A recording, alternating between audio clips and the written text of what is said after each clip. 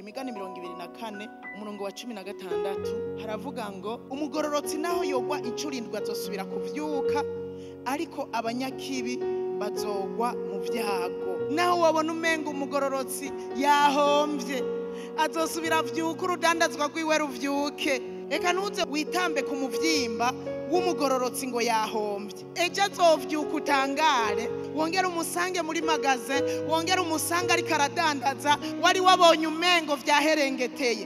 Kubera iki? Ari umugororotsi Imana iri mu ruhande rwiwe. Mukanya gatira bivyura kugira ngo amaso y'abatwenzi namurabe hanyuma ngo bamutwengere mwijigo. Nawe woba umwanka, aha musi yavuze ngo umwansi wawe niyagwa ntuzunezerwe, umutima wawe ntugahimbagwe niyatsitara. Nawe yoba umwansi wawe ntavyutse umutima wiwe ntawuzi, arashobora kuba ari umwizigirwa imbere y'Imana. Imana imushigikiye niyatemba ntuzunezerwe, ashobora kuvyukana inkomezi wewe.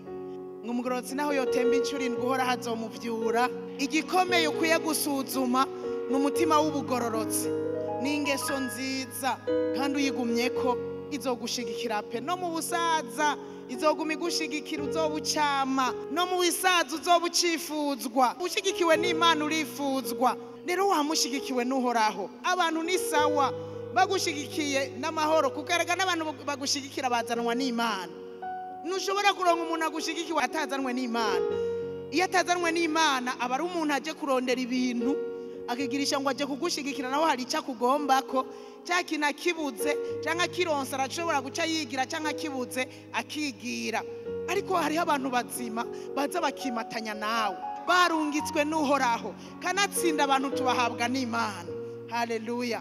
Ushigikiwe n'Uhoraho izoguha abantu bace baguha ibintu. Imana niyagushigikira nawe uzotemba ntuzoshika hasi gose, kuko Satani waguma abunda agenda yivuga nk'intambwe arondera uwarotsa, abunda kugira dutega imitego, ariko tuzovamwo twemye.